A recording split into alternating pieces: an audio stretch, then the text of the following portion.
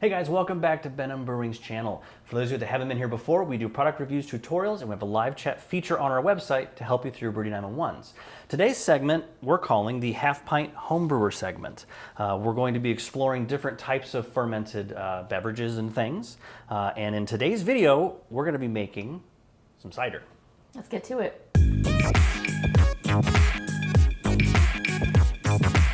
All right, so let's talk about our cider. We wanted to start to do something in kind of a smaller footprint is kind of the goal of this segment, because you can make a lot of great fermented things, beer and cider and wine and other things in a kind of a smaller footprint in a smaller kitchen. You don't need a massive rig or a massive space to do this stuff. So the goal of today is to get a simple recipe that pretty much anybody can do and do it quickly and do it in the kitchen. The cider sounded like a really good idea. And it was actually Kristy, it was your idea to do a cider. What was kind of the inspiration or the prompt for this? It was really seasonal. I feel like, especially where we're located, it's the change of temperature. Everyone's got energy, everyone's ready for change in weather and scenery. And I started seeing all of the pumpkin spice lattes out there. Oh my God, it's everywhere. All the pumpkins in general. I mean, we literally just went to Trader Joe's to pick up these ingredients, and you can't escape it. No, it's everywhere. It is fall, y'all. It is fall, y'all.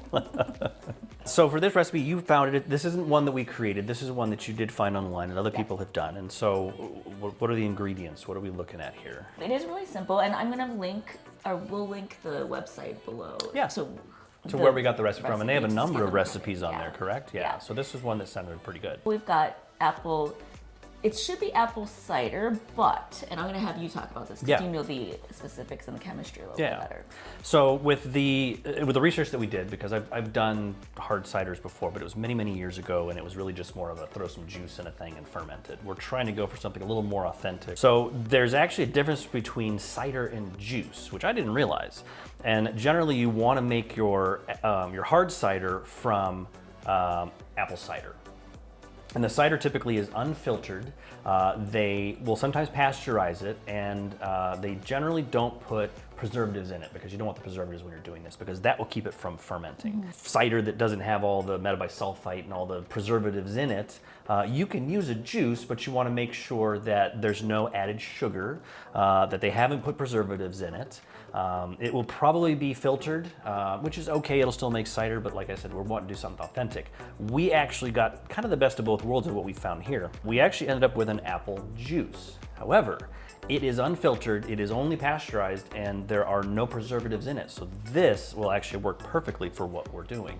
And we went with a unspiced cider, because we didn't want to play around too much with that. We wanted to keep it as simple as possible. And both of us prefer dry ciders. Yes, we're not doing a sweet cider, this is a dry cider. I think my inspiration is kind of, I mentioned before, one of my favorite ciders is, or hard ciders is the Ace Joker, because it's almost more champagne than overblown with apple flavor. Champagne, that is the industry term. It's champagne, which is better than winey. I'm very winey. The other ingredient I didn't have, but we've got raw honey, and we got this one from Trader Joe's. So it looks delicious, but it does need to be raw honey. And it actually wasn't too expensive. So. Yeah, no, it wasn't that bad and at you all. don't need very much.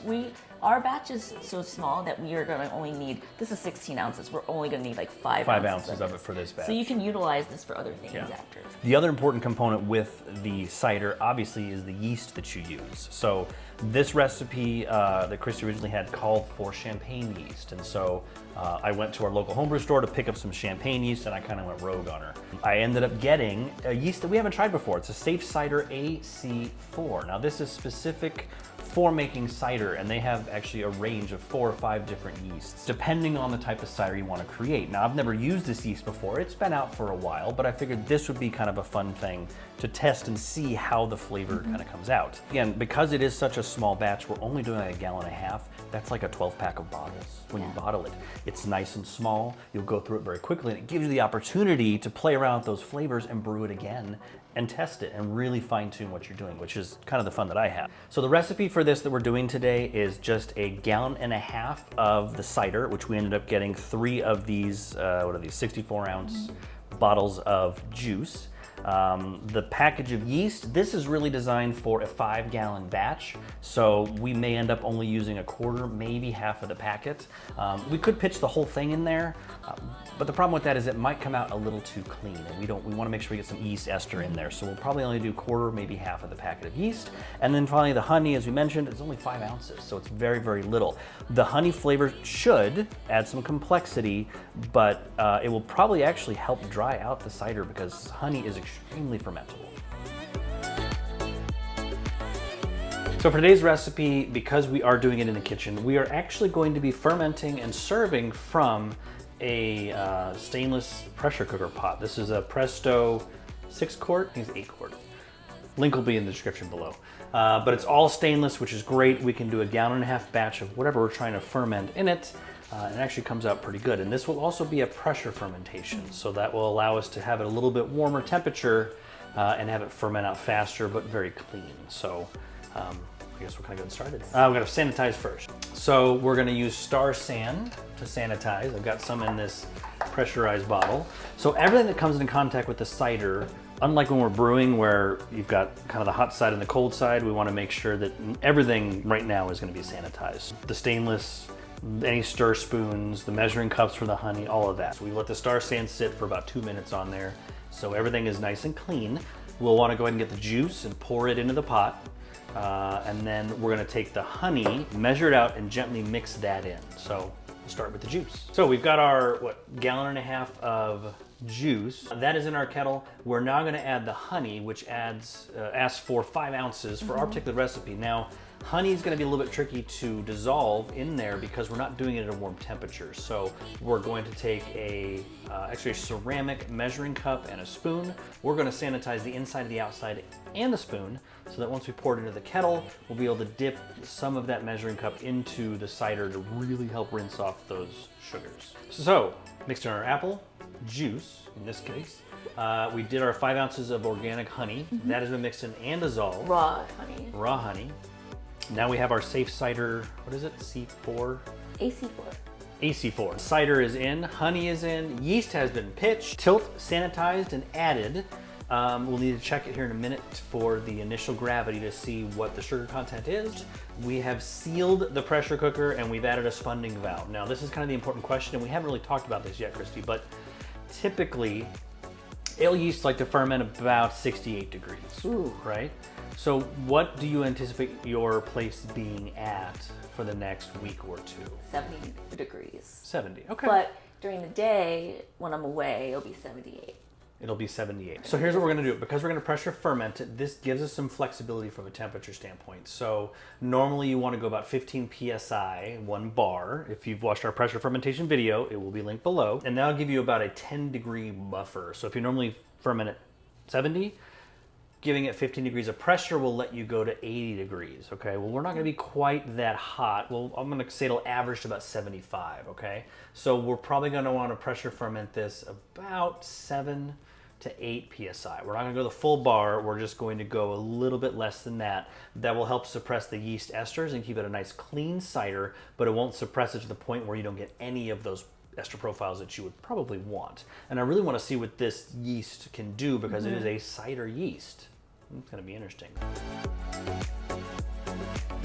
All right, guys, it's been several weeks. We are back to taste the cider that we made. I'm excited to taste it and kind of see how it went. So Yeah, dive right in. let's do it. Let's dive right in. Smells dry. The color is definitely still a little bit yeasty. It is a little cloudy. I don't think it's necessarily from yeast because we've had it at such a cold temperature. I think because we had used the unfiltered apple juice. Oh, I think that's what's in there. Now, I was planning on putting a clarifier in there to make it really drop bright like you would do with a beer, but we didn't get a chance to do that, and I am actually happy with how much clearer it is compared to what it was before. It's definitely not very sweet. No, There's it's just a hint of apple in it. extremely dry. It does have a hint of apple. Not like it's watered down, but it's very subtle with it. Do Yeah. you get any honey notes at all? Not really. I wouldn't think so, and I think I even mentioned that in the several weeks ago during the video that it should add a little bit of honey complexity, but it really should dry the thing out. There was so little honey in there, I don't see it imparting much flavor. It's just really good though. It is actually quite good. It is very, as I said in the previous video, it's champagne-y. even though we didn't use a champagne yeast. I think overall it came out really nice. It turned out really good. This is definitely my style. It was super simple to make, though. That was kind of the other cool thing, and to do it in such a small batch. That was. I'm very pleasantly surprised. With the process, it seemed too easy. I mean, you've seen the video. It's very simple to do. It's very simple. You throw cider and stuff in it and ferment it, and that's it. I think it's nice. It's very good. It's clean. It's very clean. I think we should bottle this and give our partner in crime, JB, a bottle. Well, I bet he'd like that. Because he has a good palate too, so I'm curious. See if he tastes it. Yes, Yeah. That's a good idea. Hey guys, thank you so much for watching our half pint homebrew video. This is the first in a long line of segments we're doing on small apartment brewing, small footprint brewing. The cider came out great. We were super happy to do it. Stay tuned for more videos. Catch you later, my friends.